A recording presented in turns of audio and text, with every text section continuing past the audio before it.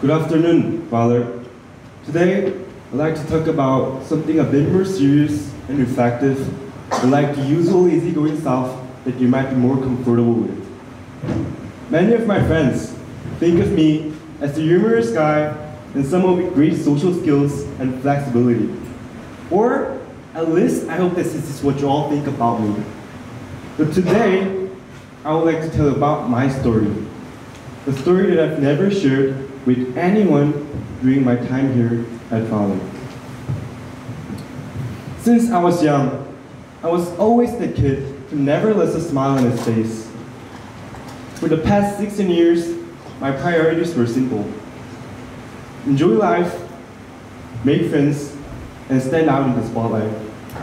As far as studying goes, well, I was never too interested, and I'm still trying to get used to it.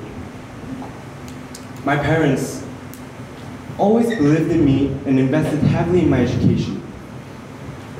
They always found the best possible options that I could get and presented it to me as a gift. In 5th grade, I used to attend an elementary school standing right in front of my house. But I ended up moving to an international school to study English and eventually pursue my academic dreams in the United States. Studying at an international school was great. It just took a bit of effort, but I quickly adapted. In the blink of an eye, I made a bunch of friends and earned a reputation as one of the notorious troublemakers at school. But just when I was getting the hang of things, I was blessed once again with the fortunate opportunity of studying abroad. Luckily for me, my parents didn't miss a chance. They wanted me to explore the bigger world and experience the American education at the heart of San Francisco. Thus, I transferred to the school in Berkeley right away, and guess what? In just a month, I've become the new notorious troublemaker again at the school in Berkeley. After 5 more transfers, like a school hopping pro, I finally landed right here at Fowler. Although it may sound suspicious because I transferred so much, I assured that each transfer was not due to any suspension or trouble I caused in school. I've always been a diligent student, and although I liked having fun, I never caused any big trouble.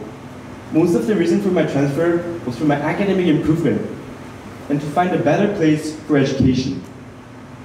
My parents and I were constantly on this quest of researching and experimenting to see what best worked for me.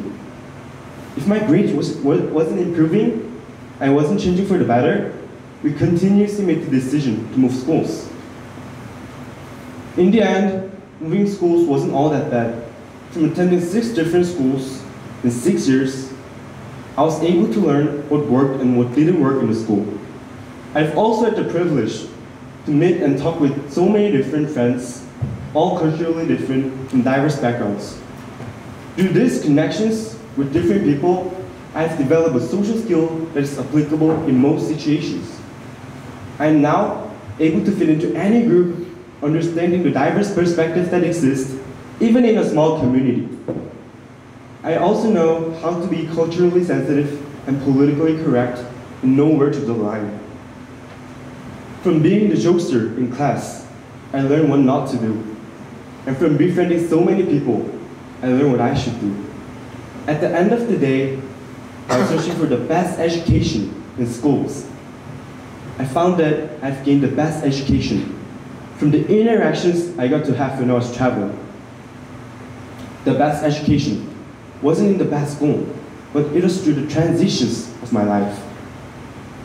The best education was the value I gained from socializing and understanding how best I can fit into our globalized nation where everything and everyone can easily connect. From the vastness and diversity of our world, I found how to integrate, adapt, and grow. This was the moment that I realized I had gotten the best education after all. So, what do you think is the best education? Do you believe in achieving high academic standards to be the best? Or the most rigorous classes that leave you with the most knowledge?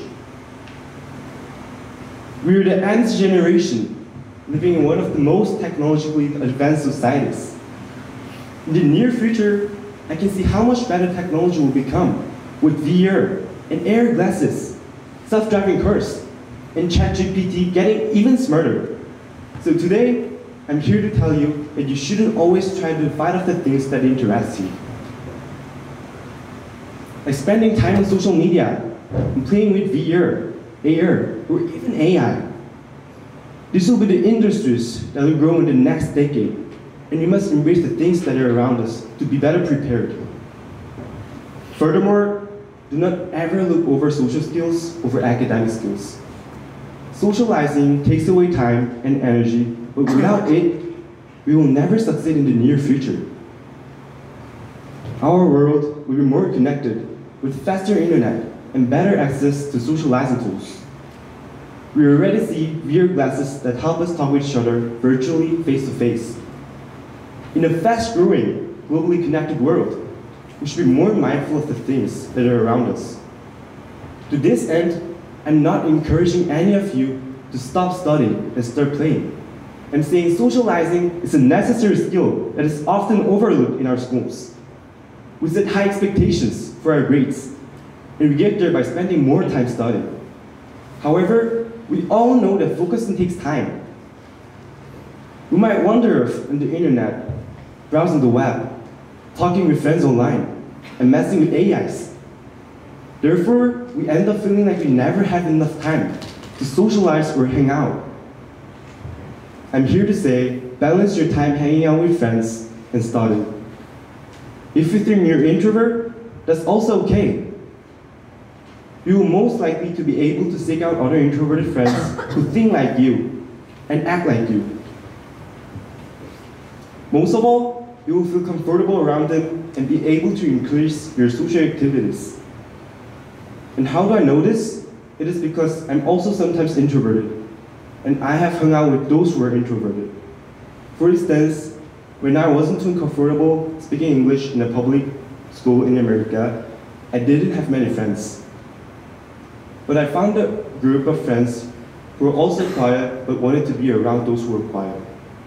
With them, I started to better understand their thoughts and be able to connect with them at a deeper level. In the end, if we don't seek out those around us and choose to spend more time alone, we will lose much of what we could have learned from the social interactions. Do not make the mistake of thinking learning is only done alone. Learning can be discovered in every aspect of our experiences, depending on how we choose to perceive our activities. It is the mindset that determines whether we view our actions as opportunities for learning. Okay then, can I ask you guys to do me a favor? I've wanted to do a short social experiment. Please close your eyes and imagine a world without any social interactions and people without social skills. Imagine a world without empathy, cooperation, communication, and manners. What does this world look like? How are we living our lives? And where are you and what are you doing? Now, open your eyes. Without social skills, there's no society. The economy and the social order, as we know, it will fall apart. Pretty scary, right? This imaginary world shows just how important social skills are in shaping our society. However, there's not much difference between reality and an imaginary world. Just a few decades ago, our country, Korea, was an overflowing place with social ties. We see images and clips of people sharing food and shelter, trusting each other. We have a culture of sharing and caring. But it seems to have been lost over the past few decades. It seems to me there's a correlation between our want for academic prestige and financial freedom over the society we used to live in. I see more crimes happening in heart of soul from people who lack social skills or empathy. And I see this as the problem that our society has put upon us, forcing us to spend more time alone, studying, and proving our self-worth. No other beings out there have more social capabilities than us. It's the gift that God gave us. And I feel like high standards in education are driving us further away from each other. People are forgetting the true meaning of education. And the majority think it is just about academics, improving our English, and getting good scores on our AP courses. I'm here to tell you that we should also be focusing on cultivating social skills. This might be something that is hard to do, but it is achievable once we open up and try to befriend each other. So let's collectively put in our efforts to create a healthy, lively community, striving with people who want to connect each other. And let's start this movement here in our school at Felder. Thank you.